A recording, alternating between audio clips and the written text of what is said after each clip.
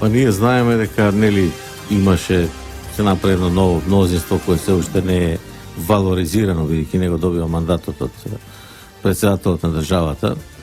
И знаеме дека имаше анкети каде што поради тоа, бидејќи тоа беше како некоја постизборна измама, знаеме дека од друга страна не се спомна тоа прашање до сега. Многу е не е сериозно за една држава, за политичките партии, да не се спомне, да се знае дека од денеска сите активности ќе прекинат, ќе не може ни една фактура да се подпише. Знаеме дека тоа се најчувствителни работи во градовите, односно во општеството. Да се собира смет, да се собира нели водовод, канализација, сите тие елементарни работи кои можат да доведат и до инфекции, до епидемии, до сериозни последици по здравието и животот на луѓето, што е нешто најважно во општеството. Така што тоа не се спомна, сметам дека не се спомна, бидејќи ако се сеќавате пред кога ја прифати СДСМ платформата, тиранската платформа, се после месец дена се прави анкети и излезе дека рейтингот на СДСМ кај македонските граѓани пада 3%, а на ВМРО ДПМН е зголемен 3%. И сега јас не верувам дека овој резултат од 70, 60, 50 илјади, не знам колку албански граѓани гласале за СДСМ, бидејќи не може тоа точно да се определи, затоа што има мешани средини, како Чајет, например. Таму победило СДСМ, не знаеме колку, бидејќи се мешани со македонците, колку македонци, колку албанци гласале. И во некои други средини, меѓутоа мислам дека тешко ќе се повтори тој резултат, иако албанците тврдат дека сега уште полошо би било, уште по-масовно би гласале за СДСМ, во што јас не верувам. Од друга страна видовме ние во текот на овие неколку месеци дека почна полека да ретерираат СДСМ, па почна полека да ретерираат и албанските партии од некои сериозни прашања кои доведуваат во прашање унитарност на државата.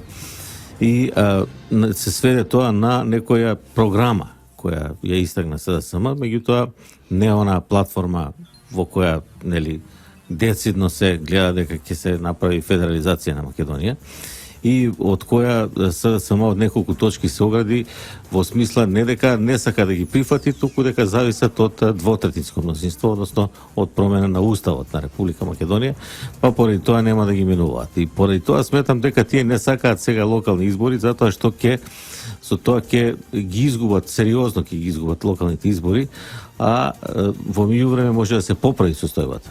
Може, например, да формираат влада, може да направат некои така, притисоци. Токму така, дека има приоритет формирањето на нова влада пред распишување. Распишувањето на локалните избори зависи, формирањето на влада зависи од шефот на државата. Без доделен мандат не може да се формира влада, иако за тоа ќе поразговараме подоцна околу формирањето на влада. И тоа не е баш сигурно. Но локалните избори зависат од председателот на собранието ги распишува. Може ли сега да се најде решение? Очекувате ли дека ќе се најде решение или ќе имаме блокирана локална самоуправа? Не, сега денеска гледаме ние дека ВМРО ДПМН нема да учествува на таа среда.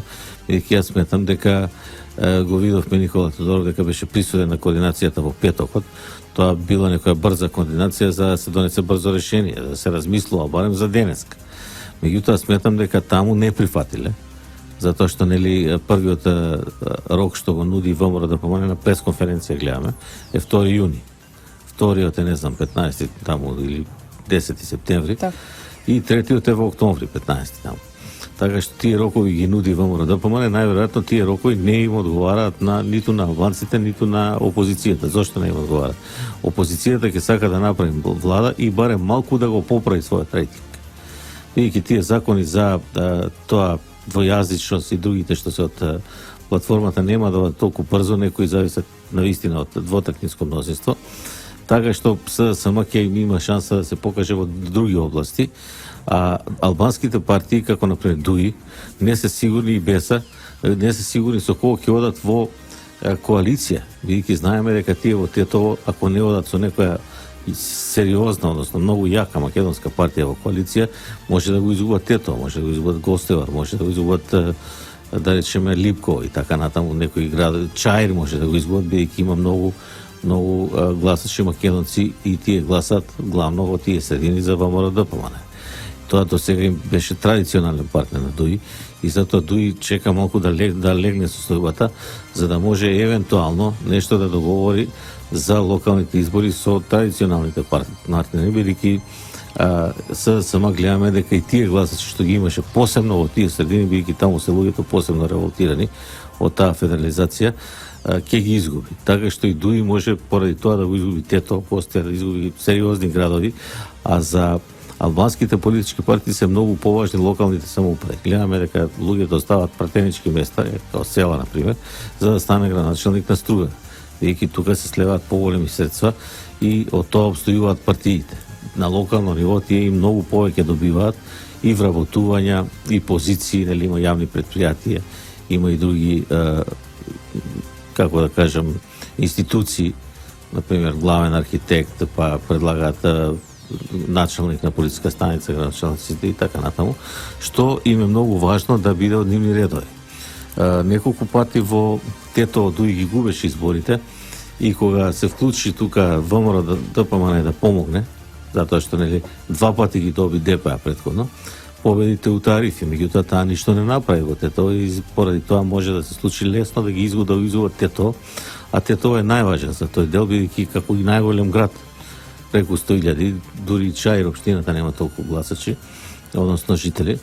Така што поради тоа сметам дека тие не сакаат сега да се одржат локални избори, сакаат да најдат некој модус за одложување на изборите на пролет, што слушнав го слушнавме и од градоначалникот на градоначалникот на Струмица, но лидерот на опозицијата Зоран Заев, кој рече дека нема тука што да се размислува, дека изборите ќе бидат на пролет, во март месец, така рече. Наредната година. Да. За да се направат измени во изборниот законник е потребно двотретинско мнозинство, што значи дека без поддршка од ВМРО ДПМН во овој случај невозможно е да се направат измени на изборниот законник и невозможно е да се продолжи мандатот на градоначалниците. Од друга страна, Талат Џафери прашање е дали може да пресече со оглед на тоа што ВМРО ДПМН Талат Џафери вели дека е самопратеник и не го признаваат за председател на собранието, бидејќи сметаат дека изборот на Џафери бил нелегитимен.